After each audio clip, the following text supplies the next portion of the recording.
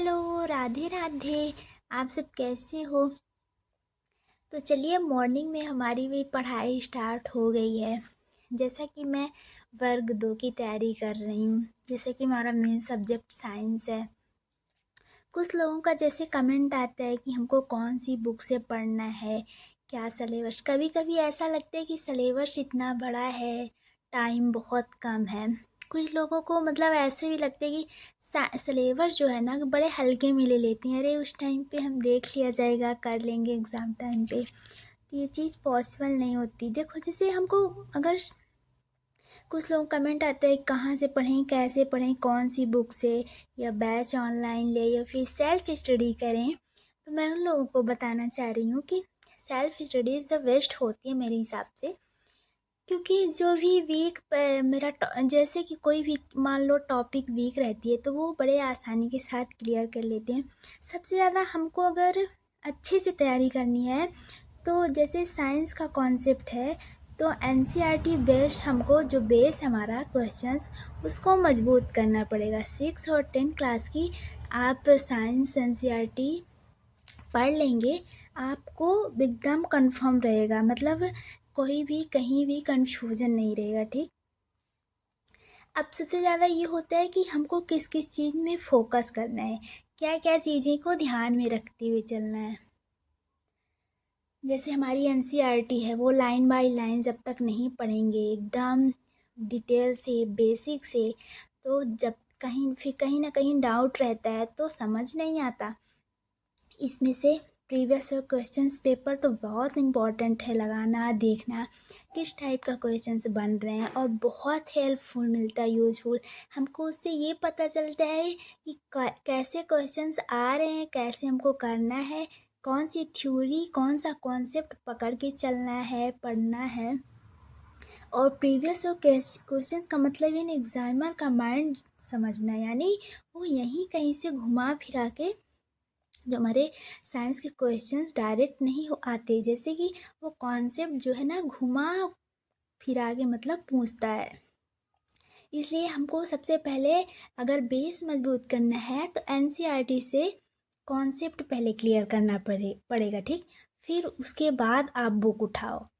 पहले आप 6-10 क्लास की एनसीईआरटी लाइन बाय लाइन पढ़ लो, एकदम आपको बेसिक से सब कुछ पता चल जाएगा।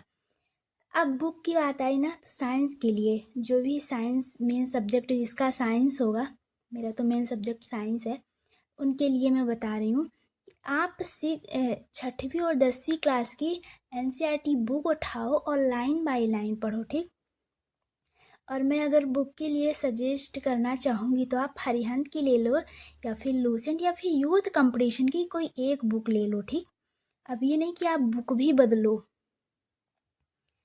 ऐसा भी नहीं करना है। ठीक। अब रही मॉक टेस्ट कैसे लगाएं, बहुत लोगों का रहता है ये क्वेश्चन। मॉक टेस्ट का ये मतलब नहीं होता कि आप सिर्फ स्कोर देखना होता है। ठीक। ये कैसे लगाना है मॉक टेस्ट, देखो हफ्ते में आप 2 मॉक टेस्ट लगाओ। ठीक। टेस्ट के बाद पहले आप गलत क्वेश्चन जो है उसे एनालिसिस करो, बहुत इंपॉर्टेंट है करना, क्योंकि गलत हुआ जो कॉन्सेप्ट है या कन्फ्यूज़न रहता है वो स्टूडेंट अपनी गलतियों से मतलब देखता है कि हमने कहाँ कहाँ पे गलत किया, क्या क्या चीज़ें, उसको दोबारा देखता है, पुनः मतलब उसको सुधारने की कोशिश करता है। तो यहाँ पे थोड़ा सा मिस हो गया था, समझ नहीं आया था, मुझे लगा कि चल रही है, तो यहाँ पे थोड़ा कट गए थे, वॉइस क्लियर नहीं आ पा रही थी।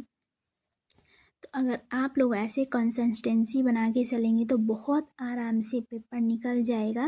इसमें कोई मतलब ये जो एग्ज़ाम्स है ना, ये कोई रेस तो है नहीं। पेशेंस रखना बहुत इम्पोर्टेंट है, पेशेंस तो रखना पड़ेगा, तभी जाके कुछ एग्ज़ाम मतलब क्लियर हो पाएगा। तो मतलब सबसे ज़्यादा है कि आप अपने ऊपर भरोसा रखो, और ऐसा नहीं है कि एग्ज़ाम्स नहीं निकलेगा। कहते हैं ना कि बूंद बूंद से घड़ा भरता है। तो हर रोज़ आप अगर पढ़ेंगे, इतना भी कर रहे हैं, तो आप बिल्कुल भी पीछे नहीं हैं। अगर आप लाइन बाय लाइन एनसीईआरटी पढ़ रहे हैं, उसका मॉक टेस्ट दे रहे हैं, प्रैक्टिस सेट लगा रही हैं, पीवाईक्यू भी देख रहे हैं, तो बिल्कुल भी आप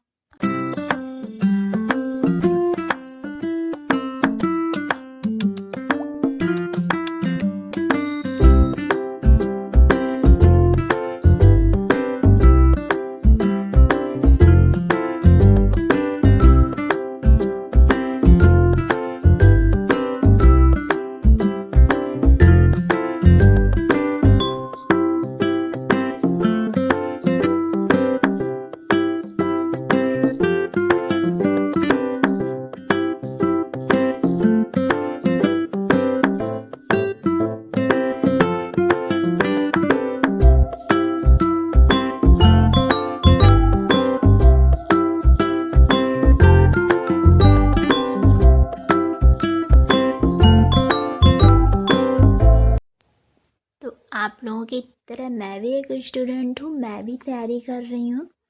तो अगर आप लोगों को समझ में नहीं आ रही कोई चीज़ें कि कहाँ से क्या चीज़ें मैं क्लियर करूँ, कहाँ से पढूँ, क्या चीज़ें हमको फोकस करना है या फिर नहीं समझ में आ रहा है, तो आप लोग रिप्लाई ज़रूर कमेंट ज़रूर करिएगा।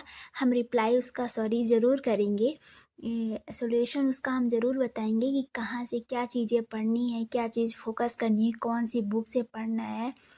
तो यहाँ पे जो भी चीज़ें आप पढ़ो उसको एकदम कन्फर्म पढ़ो। सबसे ज़्यादा है कि आप ये मायने नहीं रखता कि आज हमने ये चैप्टर ख़त्म कर लिया। मायने ये रखता है कि हमने कितना पढ़ा, कितना हमने समझा, कितनी चीज़ें हमको आ रही है या फिर उसका रिवीजन करो तो मतलब पढ़ने के बाद ऐसा लगे कि हाँ हमने ये चीज़ पढ़ा है और ये दिमाग में मेरे है। ये नहीं कि हमने अगले 5 मिनट पहले पढ़ा और पिछले 5 मिनट बाद भूल भी गए, ऐसा नहीं करना है। उसको फिर रिवीजन भी करना है, याद रखना है, क्योंकि एग्ज़ाम तक तो हमको वो चीज़ यादें रखना ज़रूरी है। तो मतलब अब यहाँ पे मैं यही बता रही हूँ कि सबसे ज़्यादा इम्पॉर्टेंट है मॉक टेस्ट लगाना। मॉक टेस्ट से हर एक पैराग्राफ का मॉक टेस्ट लगाओ, फिर देखो कि आपकी तैयारी कितनी अच्छी होती है। मतलब हर चीज़ मतलब बहुत सटीक से पता चलती है।